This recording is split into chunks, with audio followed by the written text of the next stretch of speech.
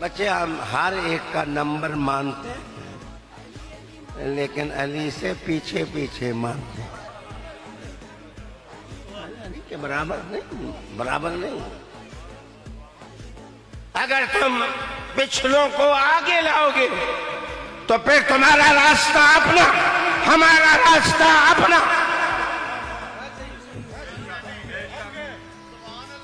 پھر قیامت کے دن تم انہیں بلانا کہ جنت میں داخل کرا دو، ہم علی کو بلائیں گے۔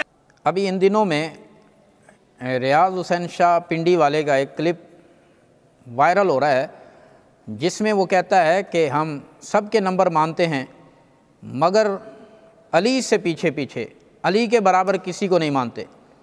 یہ سراسر تبدیلی ہونے کا اعلان عام ہے، جبکہ اہل السنہ کے نزدیک نبیوں رسولوں کے بعد امت کے اندر سب سے افضل درجہ، سب سے افضل اعلیٰ اور عظمت اور فضیلت والے حضرت ابوبکر صدیق رضی اللہ تعالیٰ عنہ ہیں، پھر حضرت عمر فاروق، پھر حضرت عثمان، پھر حضرت علی المرتضیٰ رضی اللہ عنہم اجمعین۔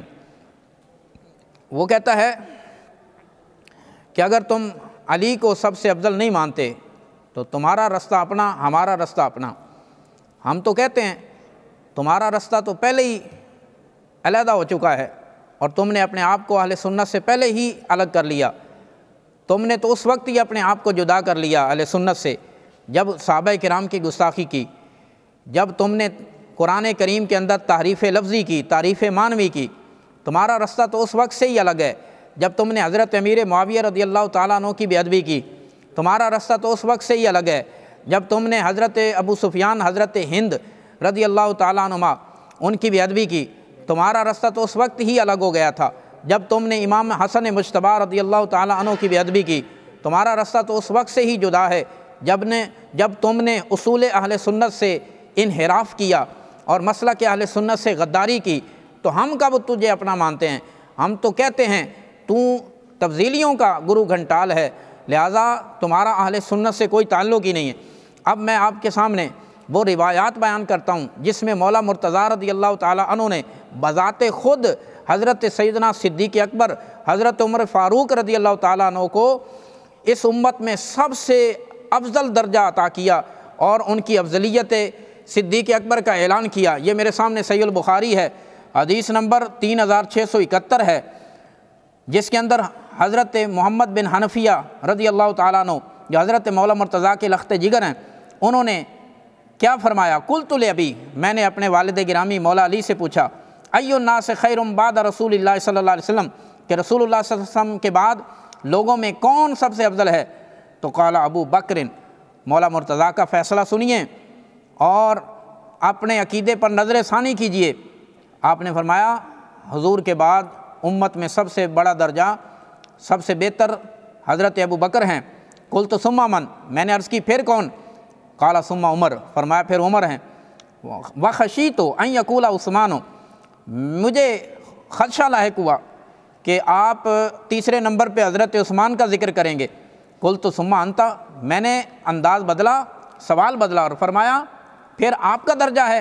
قال ما انا الا رجل من المسلمین، یعنی آپ نے اپنے آپ کو عام مسلمانوں کے اندر رکھا، حالانکہ آپ کا درجہ چوتھا ہی ہے۔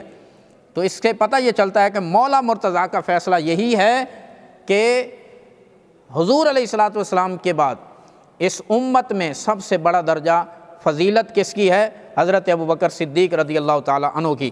یہ اگلا والا میرے سامنے سنن الترمذی حدیث نمبر 3665، حضرت عائشہ اور وہ حضرت عمر بن خطاب رضی اللہ تعالیٰ عنہ سے بیان کرتی ہیں کہ رسول اللہ صلی اللہ علیہ وسلم نے اور حضرت عمر بن خطاب رضی اللہ تعالیٰ عنہ نے فرمایا، ابو بکر سیدنا و خیرنا و احبنا الی رسول اللہ صلی اللہ علیہ وسلم، حضرت ابو بکر ہمارے سردار بھی ہیں، ہم سے زیادہ بہتر بھی ہیں اور رسول اللہ کو سب سے زیادہ محبوب بھی ہیں۔ اور یہ حدیث، اس کے بارے میں امام ترمذی فرماتے ہیں ھذا حدیث صحیح غریب، یہ حدیث صحیح غریب ہے۔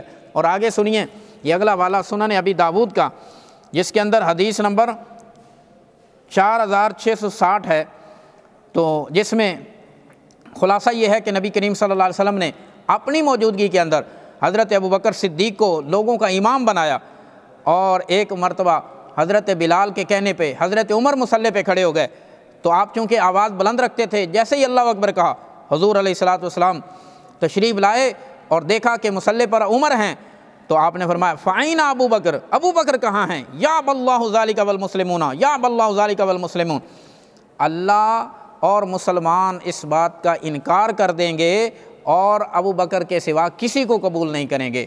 تو امام بھی وہی ہوتا ہے جو سب سے زیادہ افضل ہوتا ہے، اس لیے تو آپ نے مصلی امامت پہ کھڑا فرمایا۔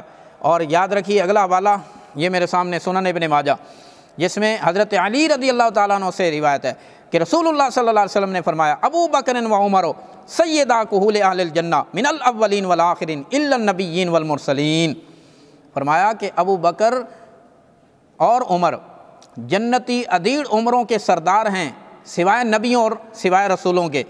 اب اس سے پتہ یہ چلا کہ حضرت ابو بکر و عمر ہی سردار ہیں جنتیوں کے۔ اب یہ جو ہے الحسن والحسین سیدہ شباب اہل الجنہ، کہ حسن و حسین جنتی جوانوں کے سردار ہیں، کوئی یہ کہہ سکتا ہے کہ وہاں تو سارے جوان ہوں گے، تو ادیڑ عمروں کے سردار کا کیا مطلب ہے؟ تو دونوں حدیثوں کے اندر تطبیق یہ ہے کہ یہ وفات کے اعتبار سے ہے کہ جو ادیڑ عمری کے اندر فوت ہو گئے ان کے سردار جنت میں ابو بکر و عمر ہیں، اور جو جوانی کی حالت میں فوت ہوئے ان کے سردار حسن و حسین ہیں۔ تبھی ان دونوں حدیثوں میں تطبیق ہوگی، کیونکہ دونوں حدیثیں صحیح ہیں۔